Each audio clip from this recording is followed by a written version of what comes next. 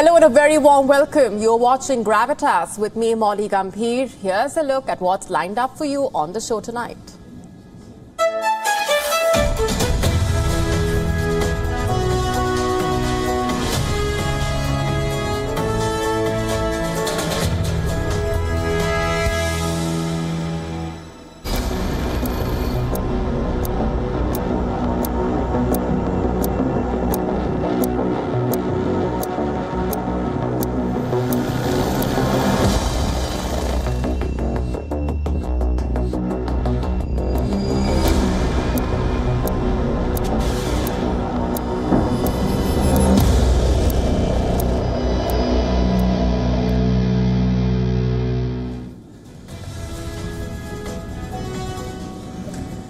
Our cover story tonight is about the Russia-Ukraine war.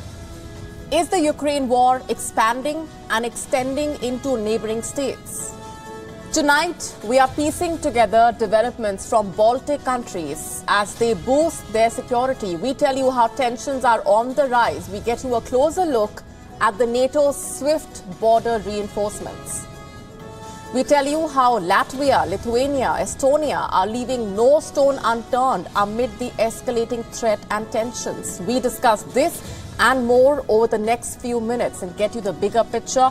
Also on the show for you tonight, we get you visuals from Germany's Frankfurt airport. They are alarming to say the least. The state of affairs in Germany is grim after the airport runway was flooded. We tell you about the menace of microplastics. They have been found now in the human heart. India's Chandrayaan-3 lunar mission is on track to create history. We tell you about the current stage. We also get you to meet the new age robots making their presence felt at the World Robot Conference.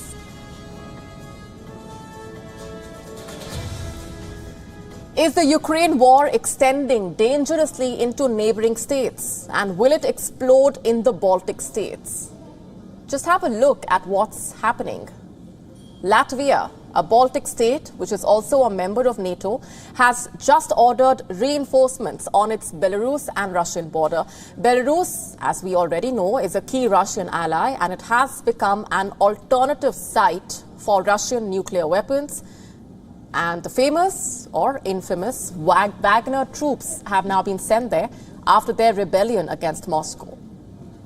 Already in a heightened state of alert, Lithuania, Latvia, Estonia are also strengthening their border forces amid fears in the region that Putin might not stop at Ukraine. And tonight on Gravitas, we zoom into Latvia, Estonia and Lithuania and tell you why tensions are rising in the suddenly dangerous Baltics. All three Baltic states, by the way, won their independence from Russia after the crash of the Soviet Union. Could we now see the beginning of a new chapter in this conflict? Let's start off with Latvia, the country that borders Russia and Belarus. Latvia is scrambling its forces to the border as I speak. Their border guard officers have been recalled from their holidays to help with patrols. The move comes as a response to what is being described as hybrid threats facing the country. Just a quick backgrounder here. The reason why the Latvian government last week announced an enhanced security regime was because of a disproportionately large number of cases of illegal crossings in the area. Since the start of the year, the Latvian government has registered nearly 6,000 attempts to illegally cross the Belarusian border. Who is behind pushing people into Latvia is the immediate question.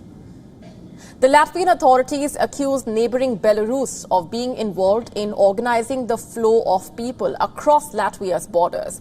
Many of these say they are asylum seekers and refugees.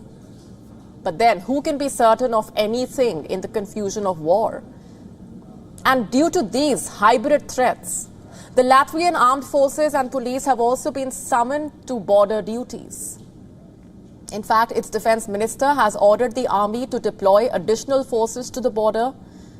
Latvia shares a border of about 172 kilometers or 106 miles with Belarus. The president of Belarus, Alexander Lukashenko is a very close ally of the Russian leader Vladimir Putin, has been accused of playing a provocative game, in fact, with refugees from crisis-hit regions of the world, sending them across Latvia's border. Now, let's just look at Lithuania. The country will close 2 of its 6 border crossings with Belarus this week. This is being called a preventive measure aimed at controlling threats to national security, as well as possible provocation at the border. And the reason, by the way, is specific: the threat from Wagner mercenaries. Lithuanian media reports saying that the border closures could indicate complete closure of the border with Belarus in the future. Several media reports saying that Baltic countries, as well as Poland, are discussing the possibility of completely closing their borders with Belarus. According to the Lithuanian State Border Guard Services, around 4,500 Wagner mercenaries are currently stationed in Belarus. And the government of Lithuania is also buying the coveted German Leopard 2 tanks as part of a military build-up. Vilnius will buy as many as 54 Leopard 2s in order to bolster its ground forces with a new tank battalion that would be a part of a division-sized unit. Now, it's not clear just how quickly the new tanks could be delivered, but it is part of the cooperation between the NATO states in response to a direct military threat. Let's also look at another Baltic nation, Estonia. Border restrictions on the country's eastern borders with Russia has been increased. Estonia's defense needs are being met by a British fighting force deployed outside its borders, but exercising in Estonia often, and it is ready to come in at short notice if needed. Earlier this year, the NATO conducted a major military exercise here. It involved US troops, British Marines, French paratroopers across the Baltics and Europe. The NATO is reinforcing its defenses. The message from the NATO is clear. At short notice, NATO can deploy fast. Since the war started in February 2022, the bloc has added thousands of troops to its eastern flank. The US-led military alliance is also scaling up the deployments to the Baltic countries. Germany, Canada, Britain have battle groups, by the way, of about 1,000 troops in Estonia, Latvia and Lithuania, respectively, to act as a tripwire in case of a Russian attack. The reinforcements have been ramped up. On the other side of the confrontation, the Wagner group has also started training Belarusian soldiers. Lukashenko believes his troops have a lot to learn from these Russian mercenaries. Last month, NATO adopted a new anti-Russia defense plan. This new defense plan has a special focus on Baltic nations. In what is being described as the most comprehensive defense plan since the end of the Cold War, NATO plans to enhance its deterrence measures. It will send additional forces to the Baltics and Eastern Europe. Battle groups comprising 1,000 soldiers are to support the national armies of the Baltic states and Poland. The UK will be responsible for Estonia, Canada for Latvia. Germany will also send a brigade of 4,000 soldiers to Lithuania, while America will be responsible for Poland. And according to an annual report published by Estonian Foreign Intelligence Service in February, Russia would consider Baltic states to be the most vulnerable part of NATO. They see the region, in fact, as a focal point of military pressure for Moscow in the eventuality of a NATO-Russia conflict. So in addition to boosting its border security, Latvia and Estonia are also planning to jointly procure Germany's Iris-T air defense system. The medium-range missile systems will, they say, bolster their capabilities. The Baltic states have also requested the forces deployed are beefed up to 3,000 to 5,000 troops in each state. They have also requested extra air defenses and asked that warplanes that patrol their airspace become a fighting force. Estonia and Latvia will also provide their respective air bases to receive and host allied fighters, command planes and surveillance aircraft. A resurgent NATO is set to tighten its grip on the Baltic Sea. And the aim here is simple: complicating a vital transit route for Vladimir Putin's navy in Russia's backyard. After all, the Russian enclave of Kaliningrad, sandwiched between Lithuania and Poland, is home to Russia's Baltic fleet. The armed forces of all sides are battle-ready. Nerves are tense, to say the least.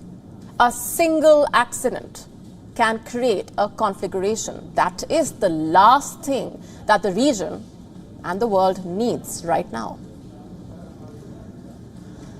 Let's now talk about China's missing minister. Where is Qin Gang? What happened to him? Is he dead or alive? The world has been asking these questions for over 2 months now. Yet the mystery remains unresolved. And all that we have is a host of speculation, various conjectures on his personal life, zesty rumors on his covert means of functioning and his allegedly corrupt practices. And they have permeated every discourse about his whereabouts. And why wouldn't they? I mean, he wasn't just any other person. He previously served as China's ambassador to the United States, and then he was appointed China's Minister for Foreign Affairs. Some, in fact, say that Xi Jinping personally picked him for the post. And then one fine day, he just disappears into thin air. He was last seen on the 25th of June. 17th of August now, 53 days later, no one knows where he is. So we at WION decided to seek some answers. We interviewed Terrell Jones, a political journalist who has extensively covered China and interviewed Qin Gang several times. We asked him about Gang's unceremonial disappearance and how common it is for Chinese ministers to go missing like this.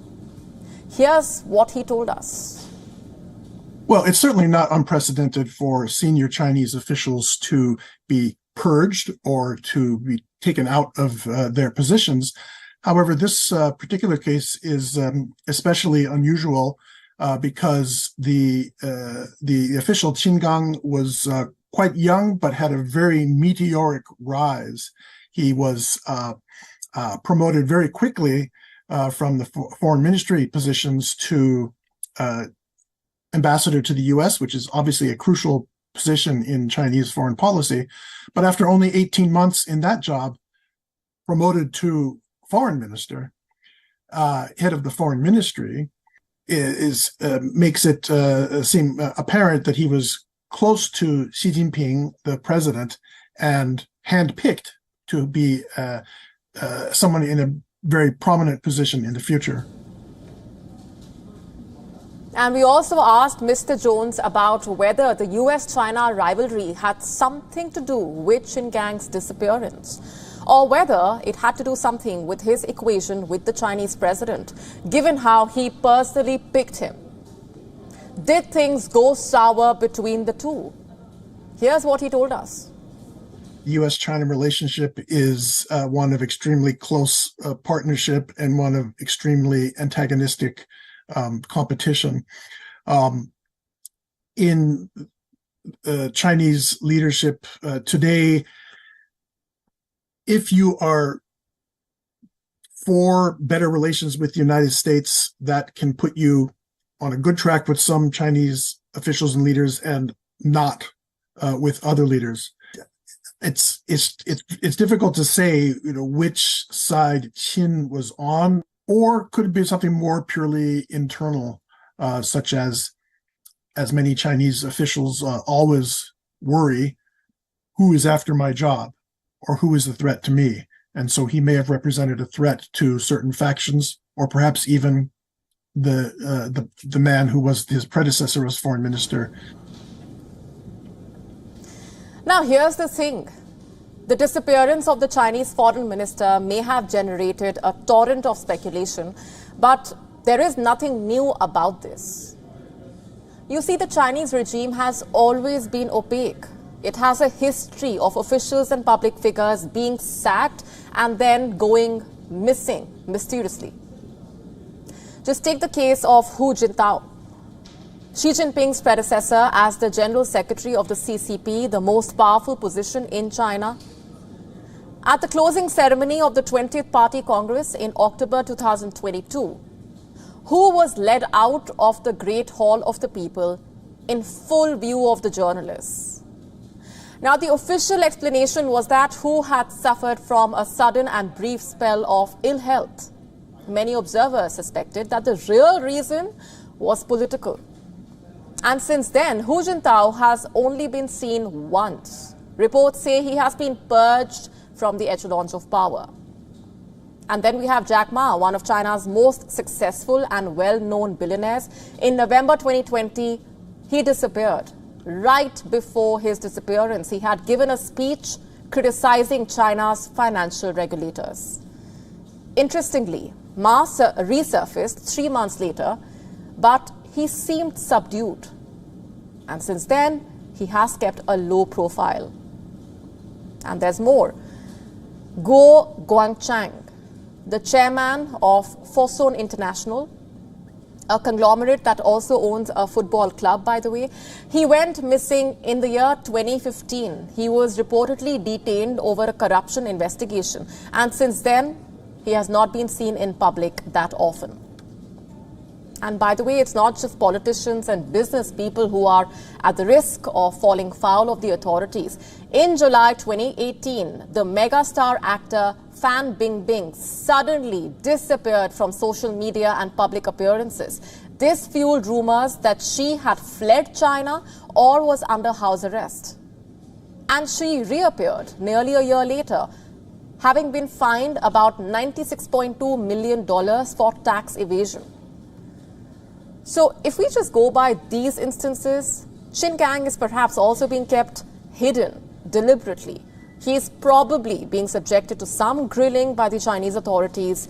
Grilling over what exactly, we probably will never find out. Our next story is about MBS, the Crown Prince of Saudi Arabia. He will be visiting the United Kingdom. This will be his first visit to the country in 5 years. And reports say the trip is set to take place around October or November. It's part of a wider Western push to re-establish ties with Saudi Arabia. You see, since 2018, Mohammed bin Salman has been largely boycotted by Western states, primarily over the murder of the Saudi journalist Jamal Khashoggi. 5 years later, things seem to be changing. This is what a UK government source apparently told Times UK. Let me quote, "The invitation has been extended to the Saudis and discussions about the nature of the trip are ongoing. There is desire here to make it happen by the end of the year, but ultimately the timing is up to the Saudis." Next question. What will this visit be all about?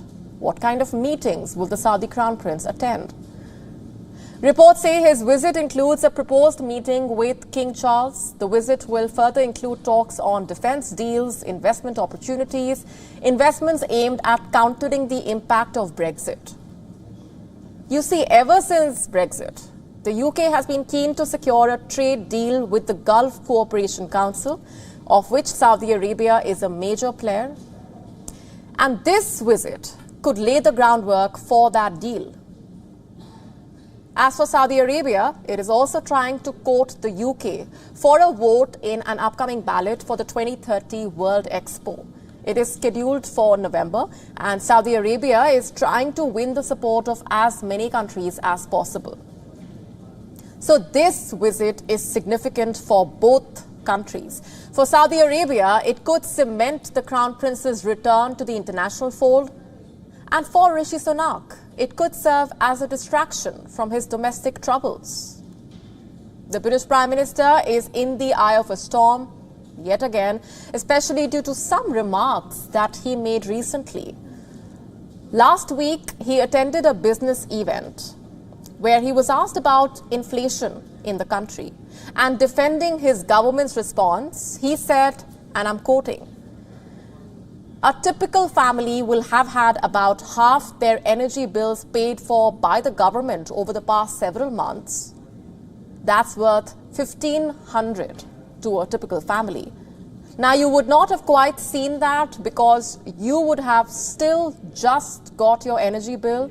It would have been very high, but what you would not have realized maybe is that before that even happened, $1,500 had been topped off and the government had covered it. No one quite understands the scale of what we have done. I repeat, no one quite understands the scale of what we have done. And this one remark has landed him in trouble, a lot of it. His critics are calling him insensitive, especially the Liberal Democrats. They are calling him out of touch. Let me just quote a statement by the party's Cabinet Office spokesperson. "Sunak's comments are woefully out of touch.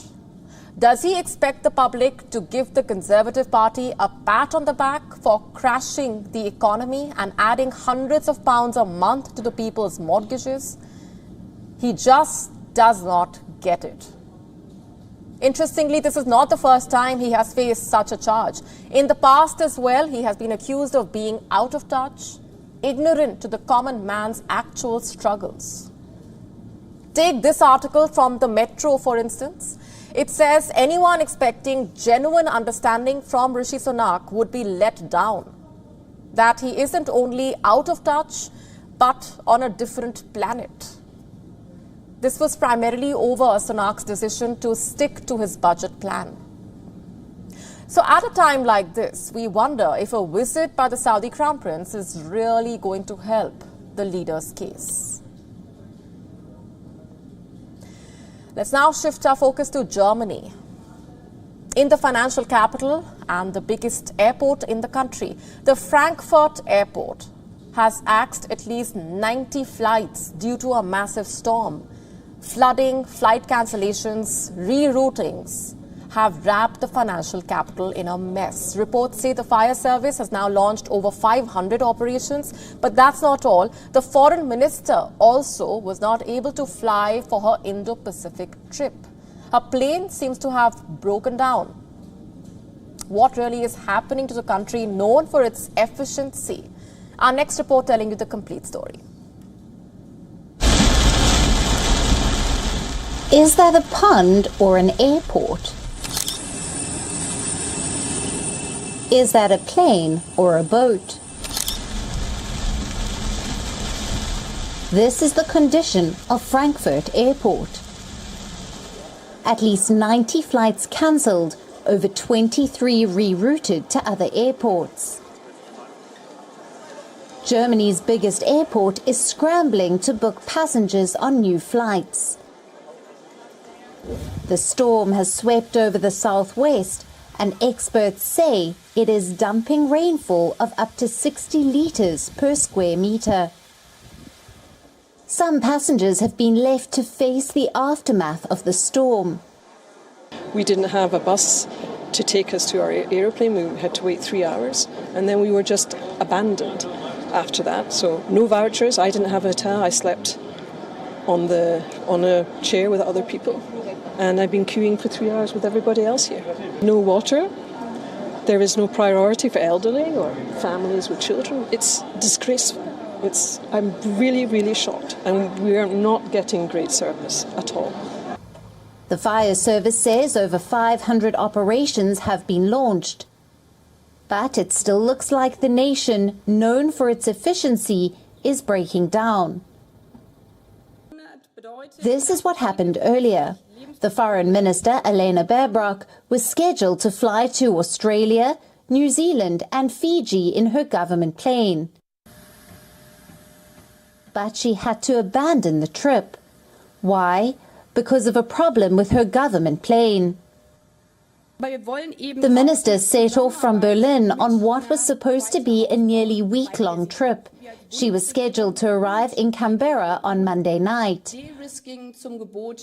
But a mechanical problem with her aging aircraft's landing flaps meant that it had to turn back to Abu Dhabi after a refueling stop there. The aircraft took off again for Australia after a test flight was conducted.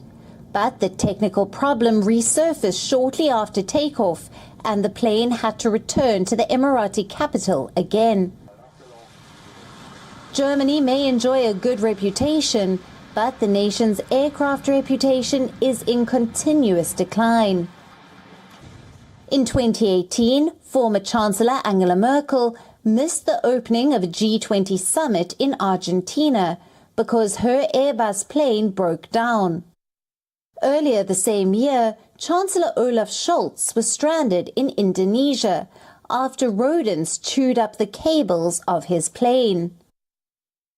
The most embarrassing part could be the way Baerbock had to cancel her trip. The foreign minister said, "We tried everything, but unfortunately it's logistically not possible to carry out my Indo-Pacific travel without the defective plane." A flooded airport runway, the foreign minister abandoning a trip because of issues with her aging aircraft. This is what a country known for its efficiency has been reduced to. Bureau Report, WION World is One.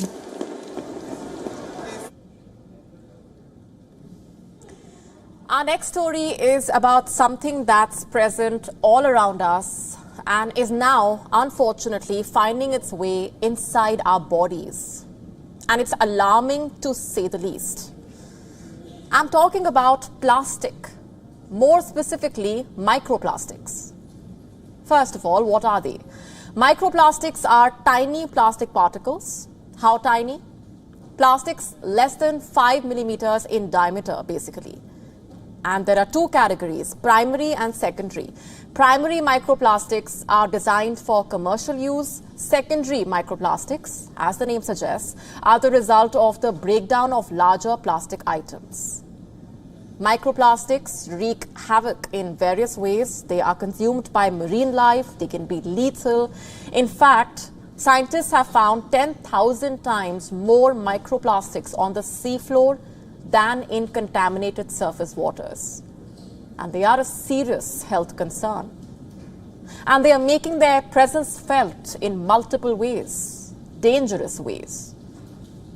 Have a look at this study. According to the study published in the journal Environmental Science and Technology, microplastics were found in the hearts of human beings undergoing cardiac surgery. For the first time, you heard that right, microplastics in the human heart. They were detected in samples of tissue from the heart. Earlier, microplastics were detected in human breast milk. The samples, remember, were taken from 34 healthy mothers. This was a week after they gave birth. Microplastics were found in 75% of them. In the year 2020, microplastic particles were revealed in the placentas of unborn babies for the first time. Researchers call that a matter of great concern. I could go on and on, but you get the point here. The presence of microplastics in our environment makes human exposure inevitable. The question is, are we taking this seriously enough? We've all seen visuals of marine animals getting entangled in plastic, suffocating on plastic items. And these latest studies on the presence of microplastics in the human body is a whole new chapter in this horror tale. Microplastics are not a micro problem. They are a major menace, and it's high time we took the impact of plastic pollution seriously. India's Chandrayaan-3 moon mission has achieved another major milestone. The spacecraft's lander module has now detached from the propulsion module. What are the objectives of the lander module at this stage? What are the requirements for a safe landing? And what happens next? Our next report breaking it down for you. 2, 1, 0. India's Chandrayaan-3 mission has reached a crucial point. In And the latest, the lander module known as Vikram, which was carrying the rover known as Pragyan, has now detached from the propulsion system, which was originally pushing the lander forward. What's next? The lander's principal mission is to land the rover module on the moon. A successful landing will make India the fourth nation to achieve the feat. India will join the ranks of the United States, Russia and China. So what is the lander module Vikram carrying? Vikram has three specific payloads: Ramba LP, Chaste and ILSA. The mission's next stage involves the activation of these instruments, but NASA has also provided another instrument for lunar study. It's called the Laser Retroreflector Array, and the instrument is meant for lunar laser ranging studies. Vikram will also maintain communication with the rover and the Indian Deep Sea Network. Now let's tell you what each payload will do. First, the radio anatomy of the moon-bound hypersensitive ionosphere and atmosphere, also known as Ramba LP. It is meant to measure the near-surface plasma density and its changes over time. Next is the Chandra Surface Thermophysical Experiment, also called Chaste. The instrument will study and measure the thermal properties of the moon's surface near its poles. And then there is the Instrument for Lunar Seismic Activity, also known as ILSA. This will measure the seismicity of the landing site and delineate the structure of the lunar crust and mantle. So what will the propulsion module do now? After carrying out its principal task of pushing the lander closer to the moon, the propulsion module will now search for extraterrestrial life. It will aim for exoplanets beyond our solar system. ISRO says that it will continue its journey in the current orbit for months or years. The module carries its own payload called the Spectropolarimetry of Habitable Planet Earth, also known as SHAPE. The instrument will conduct a spectroscopic study of the Earth's atmosphere and make measurements of variations in polarization from the Earth's cloud. The data will help scientists study exoplanets that support life and find a better way to understand the Earth's atmosphere. The Chandrayaan-3 mission is on track to create history, and Indians are waiting with bated breath to witness the landing. Bureau Report, WION, World is One.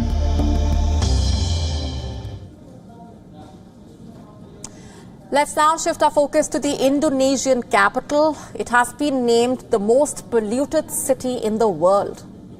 The president of Indonesia, Joko Widodo, is reportedly suffering from a serious bout of coughing. Even as he puts in measures to curb air pollution, our next report telling you more.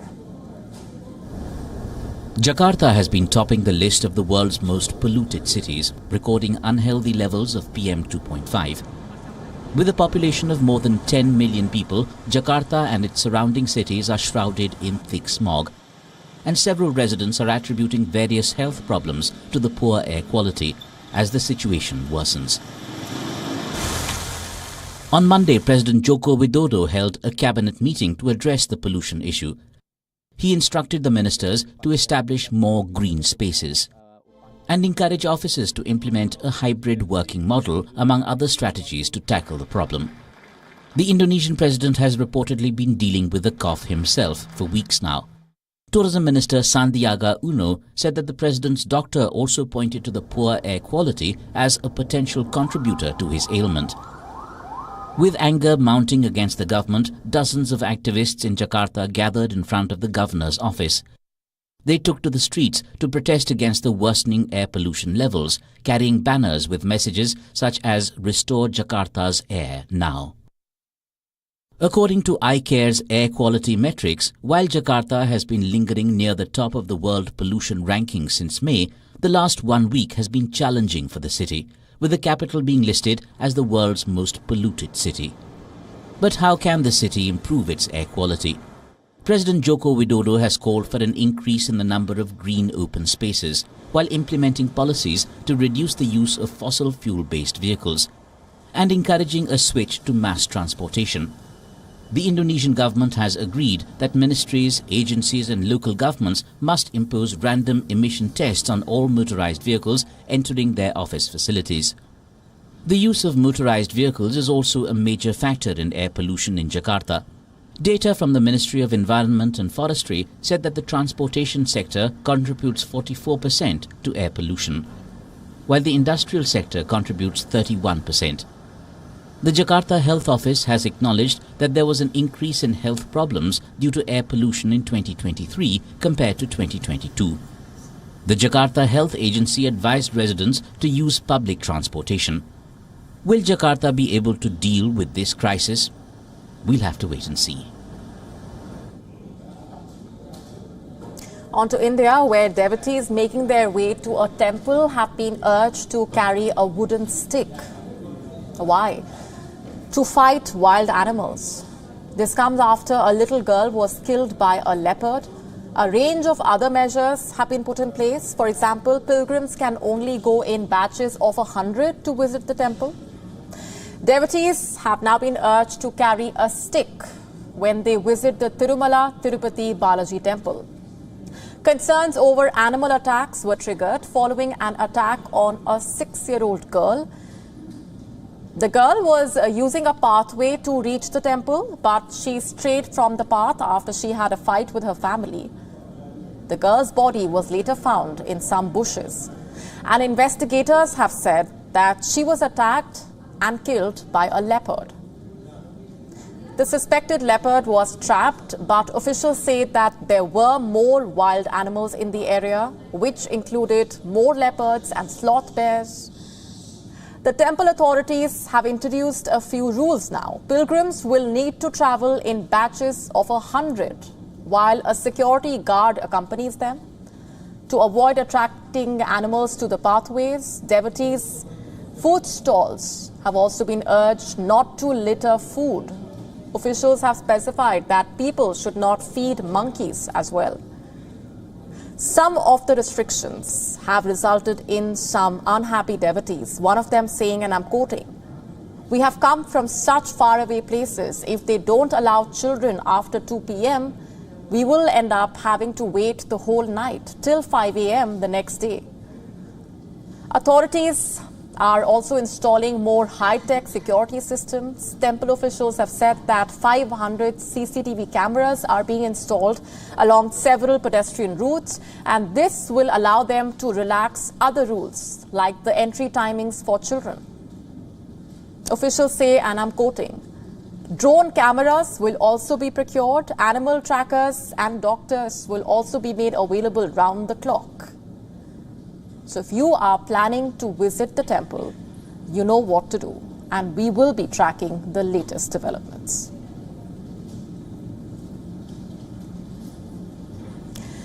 Time now to make you meet the new age robots. The World Robot Conference is underway in Beijing. Tech companies are showcasing their latest robotic products and cutting-edge innovations. Take a look at our next report to find out more. The World Robot Conference 2023 is underway in Beijing. Tech companies are showcasing their new robotic products and cutting-edge innovations. Look at these humanoid robots displayed by X-robots. They are becoming more lifelike. They can pull just as many facial expressions as humans. And these machines can copy blinking, winking, and head nodding as well. But there is more.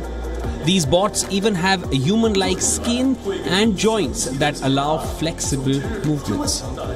The facial expressions are based on biological information collected from human faces. And the robot's movements are a reflection of human actions captured and analyzed by artificial intelligence. These robots could be effective in situations that require interaction with the public. Currently, the robots are used in science museums, tourist attractions, public administration service centers, hotel lobbies, and education scenarios. Man's best friend is also inspiring robot manufacturers. Canine-shaped robots climb stairs and shake paws to demonstrate their skills. Hangzhou-based tech company Unitree Robotics is showcasing quadruped robots at the expo. Its companion robot, Go2, is able to interact with humans. It even obeys orders. The most prominent feature of this robot is the installation of 4D LiDAR. With the LiDAR at the front, it can sense its surrounding landscape in real time and avoid obstacles on its own. At the same time, it has a strong ability of conversational AI. We know that big model is really popular now. Through strong conversational AI, it can communicate with its owners. For example, you can tell it to step forward or step back or dance. It will hear you clearly. Priced around $1,780, this robotic pet can run an errand such as picking up delivery food and packages. They can prove to be useful during patrolling and rescue operations. The conference also has a range of surgical robots on display, like this Da Vinci surgical robot. It's used in thoracic and abdominal surgeries. Clearly, robots are evolving and becoming more autonomous and flexible than ever. Bureau Report, WION World is One.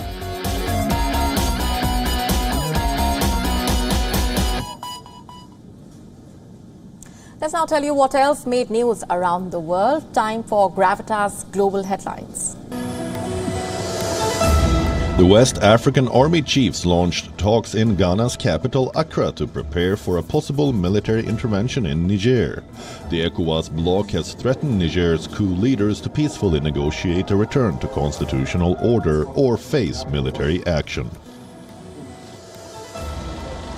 Pakistan police arrested over 100 people for ransacking and burning down a number of churches over allegations of blasphemy. Hundreds of policemen were deployed around the Christian neighborhood on the outskirts of the industrial city of Faisalabad.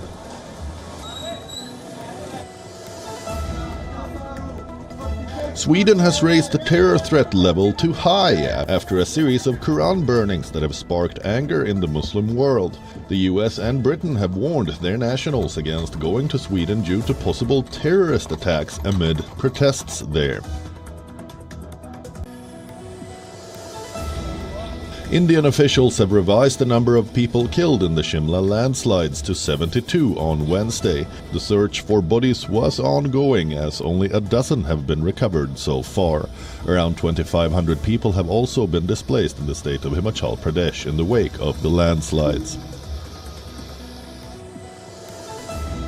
Iran's Foreign Minister Hussein Amir Abdullahian arrives in Riyadh for his first trip to Saudi Arabia since a landmark rapprochement deal in March.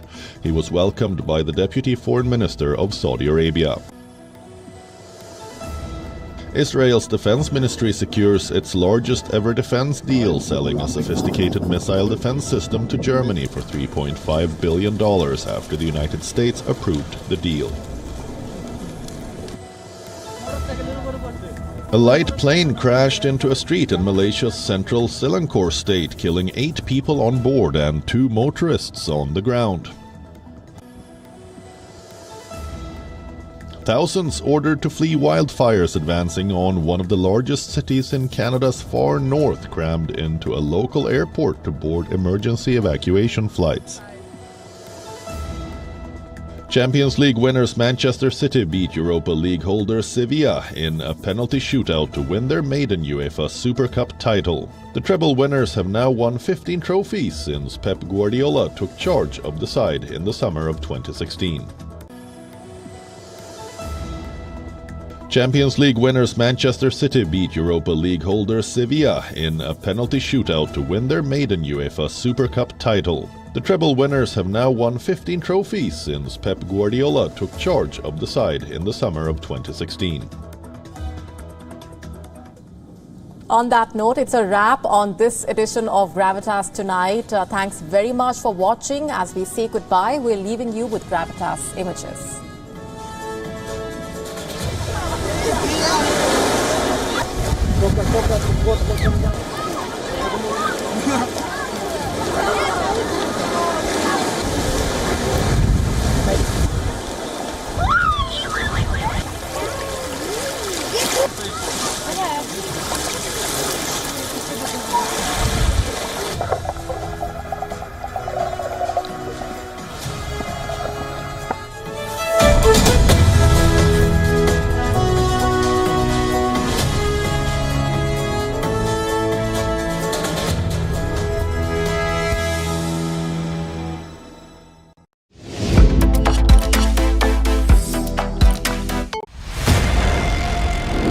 It's easy to tell you a flat story. It's easy to show you what's happening around the world. We do the difficult part. This weapon has been banned, but the US, Ukraine and Russia do not find the bombs problematic. We also tell you why what's happening. New drug is making a difference in the fight against Alzheimer's.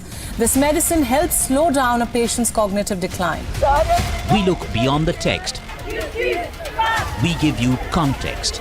Is China preparing for a war in the Himalayas? And tonight, we come to you with some proof. Hypocrisy is stunning. Do leaders mean what they say? Do they ever say what they mean? To find out how real news affects you, your decisions. Just when Iran took one step in the right direction, its moral police is planning to drag it further back. And once again, the victim will be women. Watch Gravitas. Welcome and thanks for tuning in. We don't impose our views. Did India threaten to ban Twitter? Either that or Jack Dorsey is lying to you. That is Gravitas. We let life breathe through our show. Gravitas, the informed show for an intelligent audience. Hi, I'm Alison LaGrange and you're watching E-Club. Here are the nominees for Achievement in Music. People are totally wrong who keep telling me that, oh, you're a multitasker. I'm not. Awards and fashion shows are in full swing.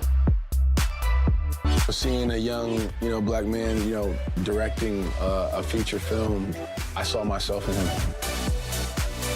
Engage with us. Let us know what you'd like to see on the show and celebrities that you'd like us to feature. What is the India story? It's the story of the world's biggest democracy. We are developing the road infrastructure. In the end of 24, it will be equivalent to the road infrastructure of USA. We have now entered the growth phase. And I believe that the growth rate in India is going to be exponential. Two narratives of Indian story which need to be brought center stage. Every week, the India story will bring the most incisive analysis, the most authoritative voices. India will be a significant pole in the universe of AI going forward. India is walking tall, India's stature is different, India's voice is being heard. And the biggest newsmakers. This is just a start. Tokyo, we won one bronze. Paris, we won a rocket. It's good to see that, women cricket is getting more excited and everybody is looking up to that. And these stories need to be told. And they are guided by the compass of their conscience. From India for the world, the India Story, the show for the global citizen.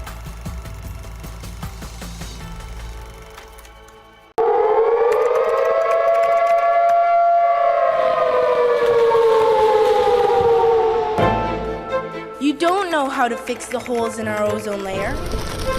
You don't know how to bring the salmon back up a dead stream. You don't know how to bring back an animal now extinct.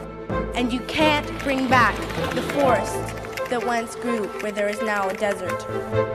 You have ignored us in the past and you will ignore us again. We have run out of excuses and we are running out of time. Show us your faithfulness. Show us your trustworthiness. Show us your honesty. Prove us wrong. We desperately need you to prove us wrong. God help us all if you fail to prove us wrong. God help us.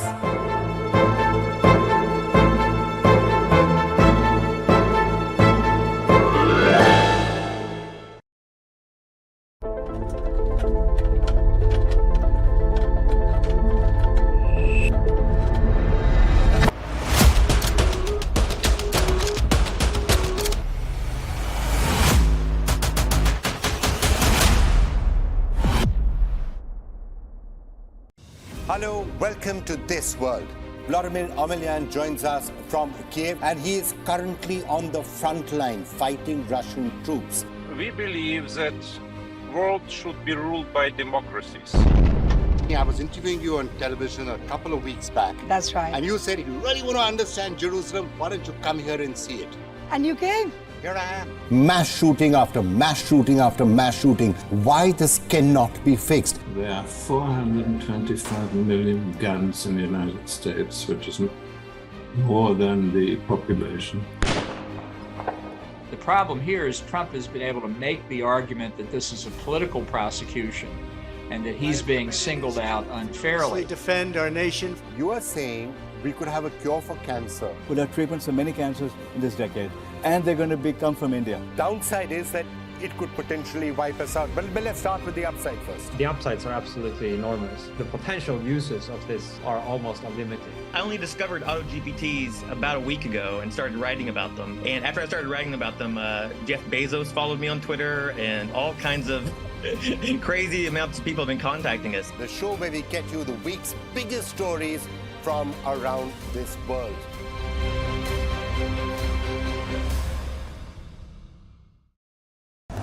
What happens in the world and its nations? South Africa, in Samarkand, Uzbekistan, from New York for Riyadh. Creates ripples across oceans. As things appear to be quite tense, given that the protesters are just not backing down. The federal government employees have been protesting. So follow the news source where facts run the show. Because you are more connected than you know. Download the WION app to find out how.